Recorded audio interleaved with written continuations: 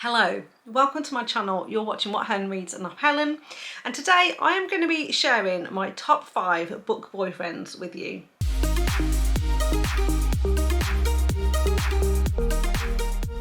So hopefully this video is going to be short and sweet today because I wanted to talk about my top book boyfriends as they currently stand. Now, there's loads and loads of heroes that I have really enjoyed reading and had me smiling and gave their books 5 stars. However, when you actually think about the heroes in some of these books, would they actually make a good boyfriend? Now obviously I read a lot of dark and mafia romances, so as much as I think those characters are fun to read on page, they do some outrageous things and very swoony things, the reality is that they probably wouldn't make very good boyfriends in real life. However, at the end of the day, this is fiction, so what I've done is pulled out 5 main heroes who I think would make the perfect book boyfriends. They're men that I don't stop thinking about, and at the time I basically fell in love with. Now I could have mentioned way more than 5, but I thought I would keep it short and sweet, like I said. Just think about my absolute top 5 and then I can review it in a year's time to see if they still are on this list or if anyone has picked them to the post. So I've also ranked them, so I'm going to start with the book boyfriend who is in 5th place, and that is Garrett Graham from The Deal by Elle Kennedy. So this book is book 1 in the Off-Campus series. It was originally published in 2015, so it's almost a decade old now, and I only first read this this year. But I absolutely loved it, and one of the big reasons I loved it was because of the main hero in this one, Garrett. So like I said, this is an ice hockey romance. It's also a fake dating romance, which is one of my favourite tropes. So we are following Hannah and Garrett in this one. They are at college.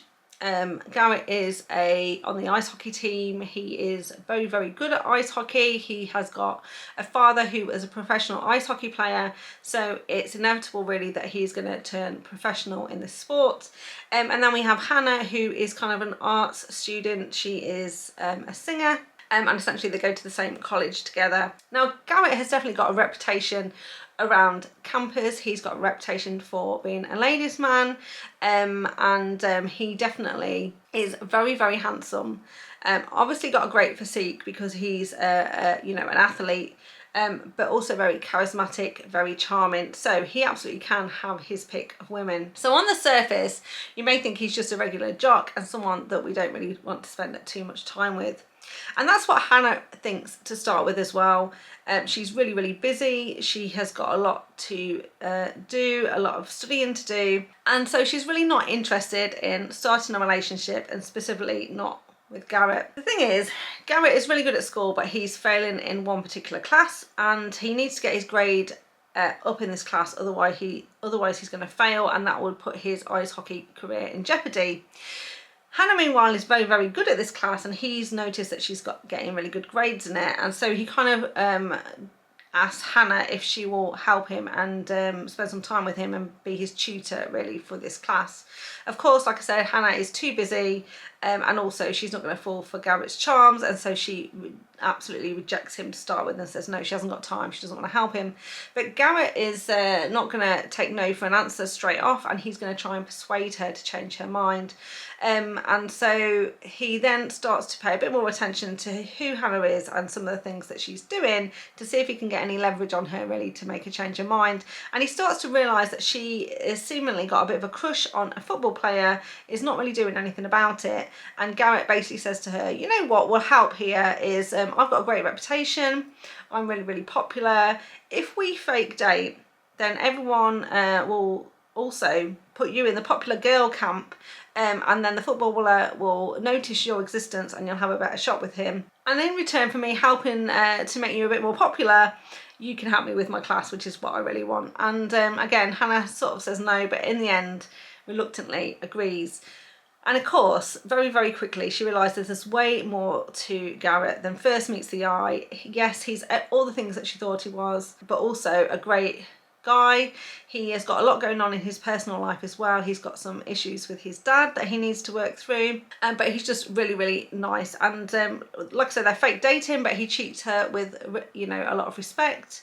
They become really, really good friends. She also gets to know his friends really well, and you know, they're all great guys as well. You know, some of the other books, some of the other heroes in this series absolutely could be on this list for sure. And over time they form this really great friendship, until Hannah kind of confesses to Garrett that she needs a little bit of help in the bedroom. She's been through some traumatic scenarios herself in the past, and she's afraid that if she goes out with this footballer that she fancies, things are going to get a bit awkward when it gets to the intimacy stage of their relationship. So she asks Garrett for a little bit of help in this department, and so it becomes a little bit of a experimentation, you know, friends with benefits situation, and their chemistry is absolutely undeniable.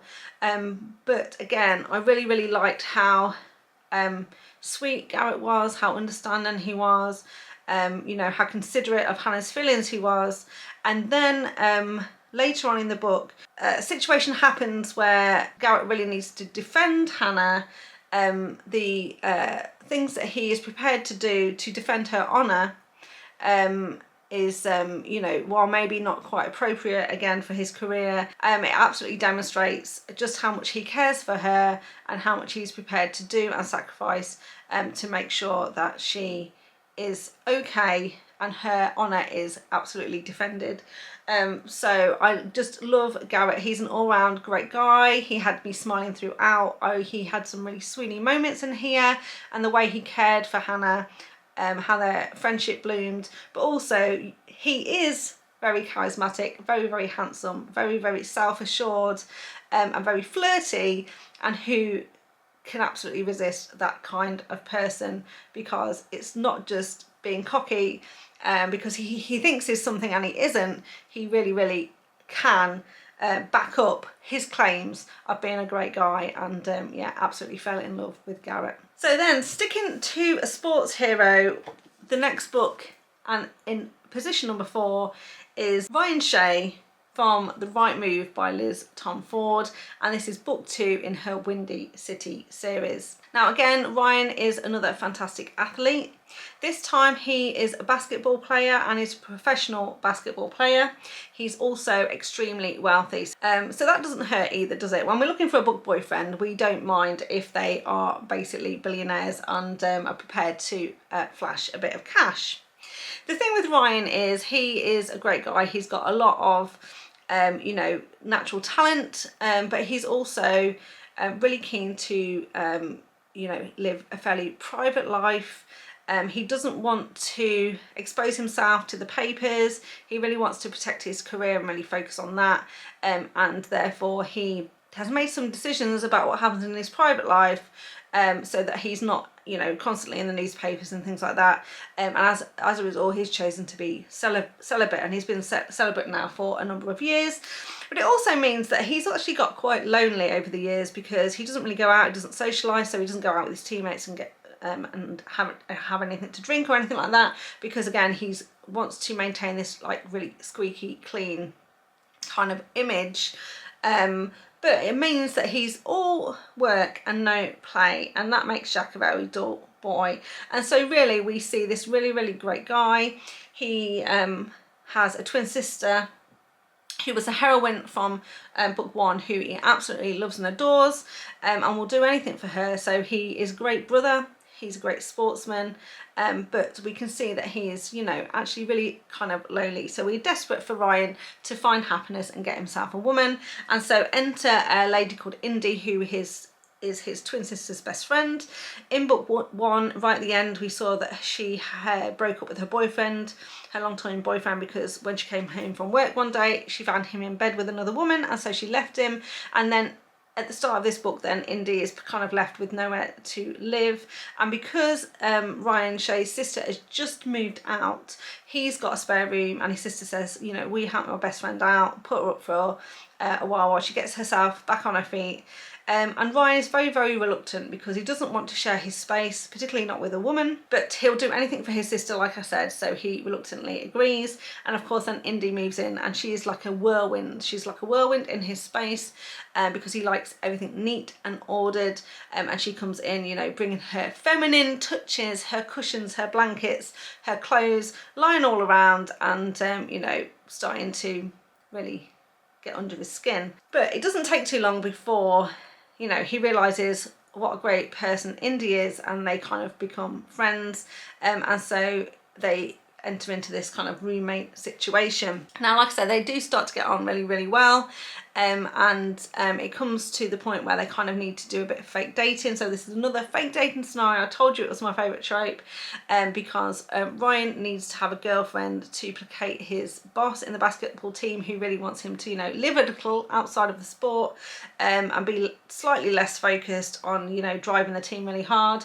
and in return, Indy needs a date for her friend's wedding where her ex-boyfriend is going to be at as well as a guest, and so she kind of needs a bit of a buffer, and Ryan Shay offers to do this for her. So then they move from this roommate situation where they're becoming great friends to this fake dating relationship, but it doesn't take too long before the fake dating becomes real. But why is Ryan on this list? Because to be honest, before I read this book, everyone was talking about Ryan Shay and how amazing he was, and I just thought to myself, how amazing can this guy be? And then I read this book and I instantly was won over to the Ryan Shay fan club, because it's the little things that count. Yes, he's very handsome, he's a professional sports star, and like I said, extremely wealthy, lives in a very, very nice you know, apartment. So all the material things that we need to tick are ticked, but it's the little things that count, Ryan. It's the small things that he does in here that are absolutely swoon worthy.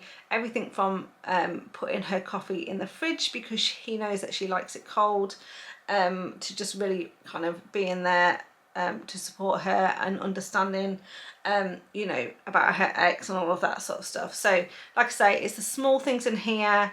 Ryan absolutely has great attention to detail, very, very observant, and you know, really takes care of all the little things which add up to really big and important things. So yeah, like I say, Ryan is absolutely fantastic character, and if you haven't read this book yet, I highly recommend you do and join me in his fan club. This was hard because it was hard to choose between positions 3 and positions 2, but I think I've decided that Maxim Ivanov is in position number 3, and this is a hero from Ruthless Stranger by Maggie Cole, and this is book 1 in the Mafia Wars series. Now, Maxim is a Russian hero, and this is called the Mafia Wars. Maxim isn't strictly in the mafia, but it's kind of mafia adjacent, and he's a man who is prepared to commit acts of violence as necessary to protect his family. Now, he's the eldest Ivanov brother, so he's very much heads up his family and was responsible for helping to bring his brothers up, because they lost their father when they were just young boys, and their mother died shortly after in a terrible situation. So as kind of head of his family, Maxim takes his responsibility very seriously to not only protect this family and to protect his brothers. What I also like about Maxim is that he's an older hero. He's in his late 40s, and so I kind of really appreciated that as a woman who of a similar age as well. So this book starts where Maxim is in Las Vegas on a stag weekend. One of his brothers is getting married, and they're all in Vegas on this stag weekend. Now, also in Vegas is Aspen, the heroine of this story, and her friends, because Aspen has recently got divorced, and they're there kind of for having a bit of a divorce party. Her husband treated her really, really poorly. She's really, really struggled to get the divorce and the settlement that she wants, and she has a friend called Cora who is a really good divorce attorney, and has eventually helped her kind of get as much as she can from the ex-husband, but he's still not a great guy, and you know, things did not go well at all. But it's all over now, and they're in Vegas having a lovely time, and so they're trying to convince Aspen to you know, let down her hair and get back on the horse, as it were, when it comes to dating men. So they start having this conversation about what Aspen's fantasies might be around this guy. And she said, you know, I actually wouldn't mind a one night stand, but she doesn't really want to know who the guy is. That she doesn't want to share any personal information with this person, and she just wants to, you know, have a fun time. Maxim overhears this conversation, and he takes a look at Aspen and is instantly attracted to her. She's a very beautiful woman, and so he approaches her friends and says, you know, hey, I overheard your conversation. I really would like to be the person to make Aspen's fantasy come true. Can you set it up for me? And they basically do, and Maxim and Aspen then spend an amazing night together to start off with, then a second night together, and then they kind of go separate ways. During this whole encounter, Aspen is actually blindfolded, so she never gets to see what Maxim looks like, but they still nevertheless have an absolutely amazing electric weekend together, and they kind of go their separate ways. What they don't know is that both of them live in Chicago, and so it's only a couple of weeks later that they have this second meet cute where they happen to bump into each other in Chicago while Aspen is at work, in fact, because she is a planner for the sort of the council, the government, and Maxim is trying to buy some land so he can basically build a skyscraper in Chicago.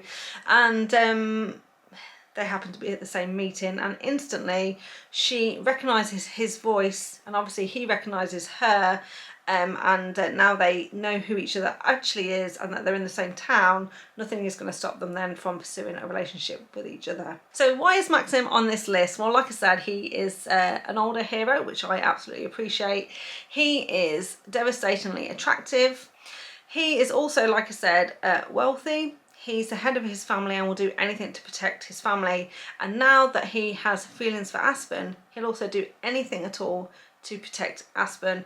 And that includes, like I say, some acts of violence in order to protect her from bad people. I just absolutely love his ferocity, his tenaciousness, his passion for Aspen.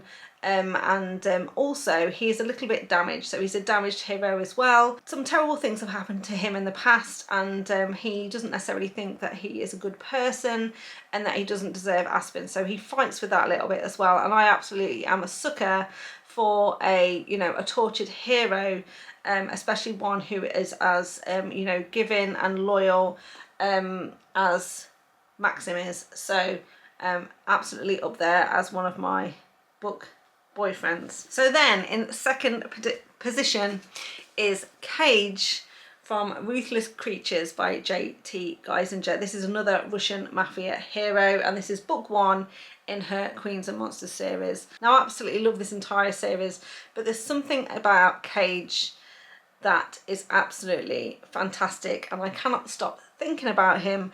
And I guess it doesn't hurt either that the person who voices Kage is Troy Duran, who also has an amazing voice. So not only have I read this book multiple times, but I've also listened to the audiobook on more than one occasion as well, and it absolutely just is fantastic. And I just love Kage's intensity, but also his directness as well. So in this one, like I say, we're following Kage and also our heroine Natalie. Now this book starts basically where Natalie is mourning the loss of her fiance. She was due to marry someone, and then literally the day before they were due to get married, he goes missing and is presumed dead.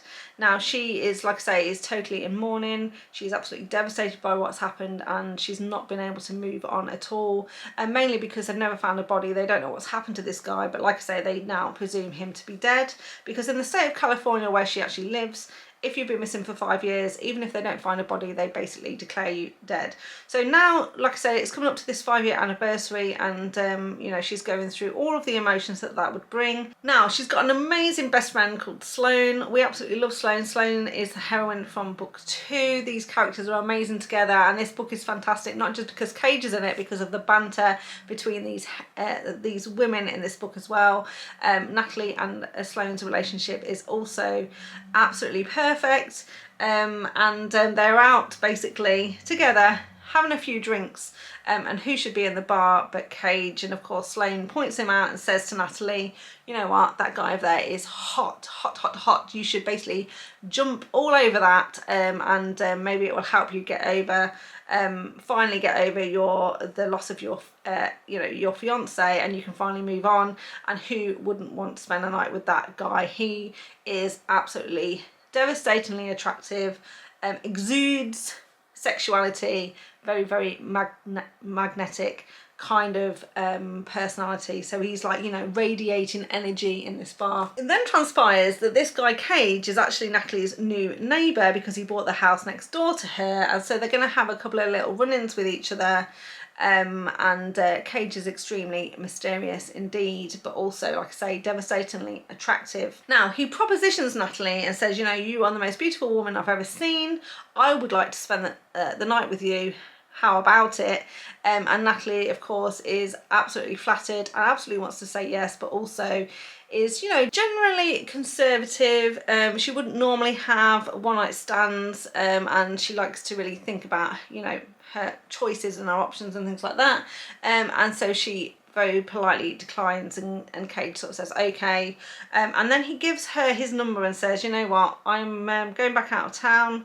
I'm probably going to sell the house next door, but if you ever need me, give me a call. And so she takes his number, but she never calls. But Kage cannot stay away, and a couple of months later he comes back and pretty much says to Natalie, I've come back for you. I could not get you out of my mind, and one night would never have been enough for me anyway, and I basically want you to be mine. But I will warn you that if you agree to it, then you're not ever going to get rid of me, because you'll be it for me, and that'll be the end of that. We also know that Kage is obviously hiding a secret, because he's not a great guy. He's obviously going to be in the Mafia. This is the Mafia series. But what I love about Kage so much, like I said, of all the other things, you know, he's, you know, how handsome he is, how charismatic he is, how magnetic his personality is. He's also extremely direct and very honest. So he doesn't lie to Natalie. He's very, very direct. He tells her things that maybe he shouldn't, and he admits that, you know, he isn't a great guy. He is in fact a criminal, and it's pretty straight up with her about what he wants from her. And I really, really appreciated that. Of course, he does have a secret that he isn't absolutely going to share with her, because basically what he says is, I'm going to make sure that you fall in love with me before you find out all my deepest, darkest secrets, because then it'll be too late and you will not be able to leave even if you wanted to. And that is pretty much what he does. He's one of these characters, again, that is, you know, larger than life. He will do anything for his woman, but has the power to do it as well. It's not just someone who says, yeah, I'll absolutely defend you. He absolutely is capable of doing whatever it is he needs to do. And in this book, he does make difficult choices that's going to actually put his own life in danger, and he's going to do it because he will do anything to make sure that Natalie is his and that she remains safe. And so who would want to turn that kind of person away? So then, who is at number one? Now, I've spoken about this person a few times before, but it's not really a book that probably many of you will have read, and it's probably not a book that will be on your TBRs, because this is a very old book. It was written in 1983, and it's a young adult book, and one that I read when I was just a teenager myself. And it's this one here, Easy Connections by Liz Berry, and the main hero in this one is somebody called Paul Devlin, who everyone calls Dev.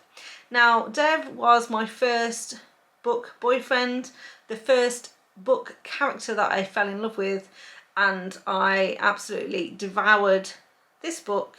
It's actually part of a duet, so this book is Easy Connections, the second part is Easy Freedom, but obviously they're fairly small books, so collectively they're, you know, they're only as long as one book really. But from the moment I read this one, I was absolutely addicted. I stayed up all night to read it. I had to go back. I actually read it first in the library, and I had to go back to the library to get the second book. Then I badgered my mum to actually buy me a copy of this book, which she had to search high and low to do so. And as you can see in there, I wrote on there that I actually got it for Christmas in 1990. And so I have been in love with Paul Devlin since the late 80s. And he will be forever my number one book boyfriend. So who is he? So Paul Devlin is a famous guitarist for the world's greatest rock band, Easy Connection. And so the band Easy Connections were pretty much referred to as, you know, the greatest rock band of their time, and were up there with famous bands that we know like The Who, Rolling Stones and so on. So here's Dev. He has also got a best friend called Chris, who is the kind of like the lead singer, and they've just come back from a like a world tour. They are exhausted, and they're also living the quintessential rock star life, high on drugs, alcohol, rock and roll. Now Dev has just come back, like I say, from this tour. They're exhausted, and he's also come back filled with kind of rage and hatred for a woman he was seeing who has treated him pretty badly, and you know, he was madly in love with her, and she just kept giving him the runaround. So he's come back from this tour pretty bitter and twisted, and like I say, exhausted, and you know, on drugs and all of that sort of stuff. Meanwhile, Kathy, our heroine in this one, is just a young girl. She's actually only 17. She's just finished school and she's about to go off to college, and she is a very, very talented artist, an absolutely fantastic painter. And basically it's the summer holidays, like I said. She's between schools, she's just about to go off to college, so she's going to be 18 soon, but she's still 17 at the start of this book, and she is painting in what she comes to realise is Dev's back garden. But basically it's in the middle of the countryside. She's snuck through a hedge. She's found this really kind of nice little brook and stream, and some cows in a field, and she's sort of lying in the grass basically painting this picture. Then basically there's an incident where one of the cows gets too close to her easel, it knocks it into the river, and she gets into the river to basically rescue her painting, and then she is kind of wet, and she decides to take off her top to put it onto the you know, put it onto a bush basically to dry, and she decides she's going to sunbathe in the sun. And then who should come along and find her but Chris and Dev. And Dev is absolutely livid that somebody has, you know, trespassed on his land because he's just come back from tour. The last thing he wants is what he thinks is a groupie trying to get at him, and he sees this very, very beautiful young woman lying down half naked, and he absolutely assumes that she is there because she you know, is a big fan and wants to get close to him. So then he basically drags her back to the house. He threatens to call the police, and then when the police officer gets there, he realises that the police officer is actually her brother, and then he is even more enraged. But Chris has taken a liking to Kathy, and he sort of says to Dev, oh, you know, I think we've been a bit harsh on her. Clearly she didn't know she was trespassing. Clearly she's not a fan. Let's apologise and invite her to stay for dinner. And Kathy really doesn't want to, but her brother is a bit of an asshole, even though he is a police officer, doesn't want to cause trouble with, you know, this local pop star group that have moved into the village. And he encourages his sister to stay for dinner. And then things go from there, where she stays for dinner, she has a couple of drinks, she gets a little bit drunk, and then Dev basically sexually assaults her, essentially, and thinking that she wants to be with him because she's given out mixed signals, but she's only 17, so she is a virgin, and he ends up, you know, making the wrong decision. Of course, he doesn't realise kind of the severity of the situation, and she kind of runs off. And when he wakes up in the morning, it's only when Chris sort of says, what the hell have you done? And, you know, talks about the R word, and Dev was like, oh shit, this is more serious than I thought, and, you know, I've made a terrible mistake. So he goes to try and find Kathy to kind of, you know, apologise and make things right. But she has kind of run off to London. The thing is, he is actually completely and totally fallen in love with Kathy, and so he becomes obsessed with finding her. And he, based on the quality of the painting that she's kind of left behind, he knows that she's pretty good, and he suspects that she's going to one of the really good art schools in London, and so eventually he does kind of track her down. Then relentlessly pursues her to try and convince her he wants to be with her.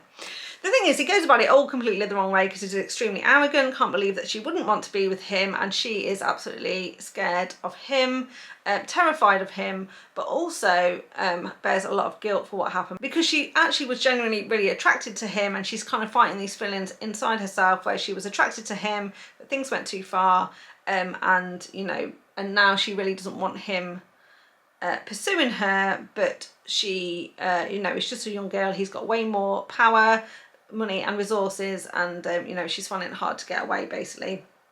And then unfortunately for Kathy, she finds out that she's pregnant, and Dev is obviously the father, and when he finds out that he's going to be a dad, he becomes even more relentless and pretty much forces her to marry him, but makes a bit of a deal with her to say, you know, I know you're scared of me, but I want to marry you and do the right thing, and I won't force you into any other sexual activity until you're absolutely ready, and I'll wait until you're ready. And so they kind of make this deal, and she reluctantly, very reluctantly agrees to marry him, because really he leaves her with no choice. So why does this make him my #1 book boyfriend? Because this doesn't sound like a great kind of guy, does it?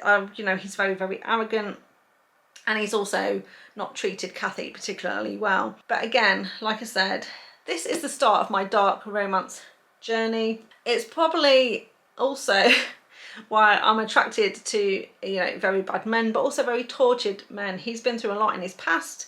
Yes, on the outside, he is this very attractive, very talented, very wealthy musician. But like I say, he's been through quite a bad, traumatic past.